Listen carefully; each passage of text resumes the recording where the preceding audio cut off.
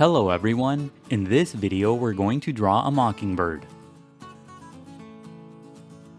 Start by drawing a circle as a guide for the top part of the body. To draw the circle, first make two small marks to indicate the circle's length, and then on the sides make two more small marks to indicate the circle's width. Then connect the marks using curved lines to finish the shape of the circle. Sketch lightly at first so that it's easy to erase if you make a mistake. Also, pause the video to draw at your own pace. The circle doesn't have to be perfect, but if you're having trouble drawing it, just trace the outer edge of a coin, a bottle cap, or anything else with a circular edge. On the top right side, draw a smaller circle as a guide for the head. Use the 4 marks method to draw this circle too. First make 4 small marks to indicate the sides of the circle, and then connect the marks using curved lines to finish the shape of the circle. This circle should be about half the size of the first circle. Inside the head circle, draw 2 intersecting lines. These are construction guides that will help you place the facial features later on. On the right side of the head, draw a triangular shape as a guide for the beak. The shape of the beak is made up of 2 sloping horizontal lines. Pay attention to the size of the beak in relation to the head. Connect the 2 circles using sloping lines to create the guide for the neck. The bottom line should be longer and more curved than the top line. On the bottom left side, make a small mark to indicate the lower section of the body. Pay attention to the distance between this mark and the first circle. Connect the small mark to the big circle using curved lines to finish the guide for the lower section of the body. Under the body, draw a long angled line as a guide for the first leg. Bend the top part of the line to indicate a joint. This line should be long in relation to the body. At the bottom, draw a short curved line for the foot and toes. This line should be similar to the letter C on its side. To the right, draw similar lines as guides for the other leg. Make this leg shorter than the first leg. Bend the line at the top for a joint and draw a short curved line at the bottom for the foot and toes. On the bottom left side of the body, draw a long thin shape as a guide for the tail. The guide for the tail is made up of 2 long sloping lines. Make the base of the tail wide and gradually make the shape thinner toward the tip. The tail should be long in relation to the body. And that's it for the guidelines. Now let's start on the final drawing. Inside the head, lightly sketch a small circle for the eye. Use the construction lines as guides to help you position the eye inside the head. When you get the size and position of the eye right, darken the shape. Pay attention to how big the eye is in relation to the head. Make the sides of the shape slightly pointy for the corners of the eye. Inside the eye, off to the side, draw a tiny circle for a highlight. In the middle of the eye, draw a slightly bigger circle for the pupil. Shade in the pupil. Don't overlap the highlight circle when you shade the pupil. Add a light value to the top part of the eye for a shadow. Draw a couple of curved lines around the eye for the bare skin. Keep these lines close to the shape of the eye. Make the lines wavy for texture. Use the triangular shape on the right as a guide to draw the beak. Draw a horizontal line across the shape for the mouth. Extend the line for the mouth inside the head. Sketch lightly at first and only darken the line when you get the shape right. The left tip of the mouth should be very close to the eye. Draw a couple of short curved lines on top of the mouth for the base of the beak. The base of the beak should be close to the middle of the triangular guide. Darken the top edge of the guide to create the top part of the beak. Draw a small circle at the top for the nostril. Now darken the lower edge of the guide to create the bottom part of the beak. Draw a few short lines to the left for the base of the beak. The base of the beak should be close to the middle of the triangular guide.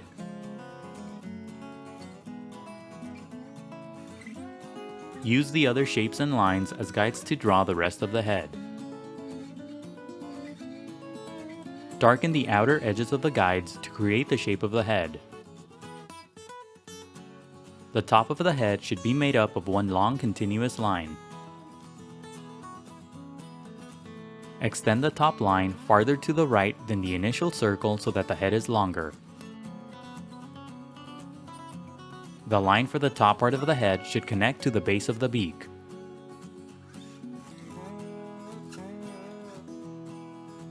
At the bottom, follow the basic path of the guides to create the lower edge of the head.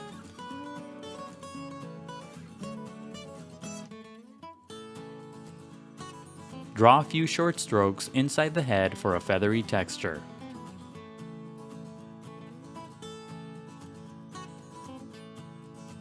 Draw a long curved shape across the entire body for the folded wing. The tip of the wing should extend inside the shape of the tail. The right side of the wing should be curved. Sketch lightly at first, and when you get the shape of the wing right, darken the lines. The bottom of the wing should be close to the bottom edge of the body. Make the tip of the wing thin. Draw the top part of the wing along the edges of the initial guidelines. Draw a few short curved lines across the middle of the wing for feathers. Draw longer curved lines along the bottom of the wing for more feathers. The lines for the feathers at the bottom should be closer to each other. Draw shorter curved lines at the top to finish the feathers. Use the long angled line on the left that's under the body as a guide to draw the first leg. First, draw a curved shape around the top part of the guide for the base of the leg. Use short strokes on the left side for a feathery texture.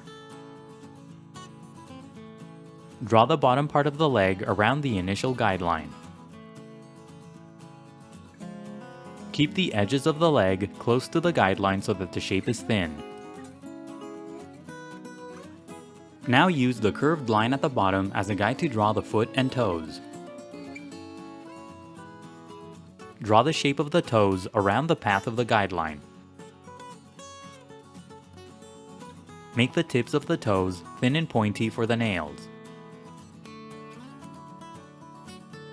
On the right side, make the first toe shorter than the initial guideline. To the right, draw a slightly longer toe along the guideline. Use wavy lines as you draw the toes for texture. Now use the lines on the right as guides to draw the other leg and foot the same way. Draw the curved base of the leg around the top part of the guide. Draw the bottom part of the leg around the rest of the guideline. Make the shape of the leg skinny. Draw the foot and toes around the curved line at the bottom. Part of this foot will be hidden behind the first foot. Make the tips of the toes thin and pointy for the nails. Make the toe on the right longer than the toe on the left. Use the lines and shapes in the middle as guides to draw the rest of the body. Simply darken the outer edges of the guides to create the shape of the body. The neck and body should be made up of long continuous lines. On the top left side of the body, draw a couple of curved sloping lines for the visible part of the other folded wing. Use the long thin shape on the left as a guide to draw the tail.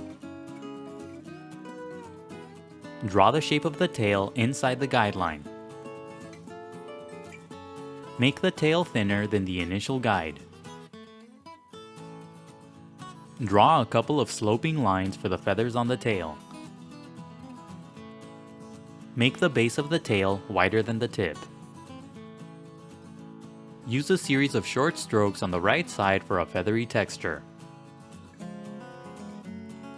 Draw a few curved lines under the feet to create a branch for the mockingbird to perch on.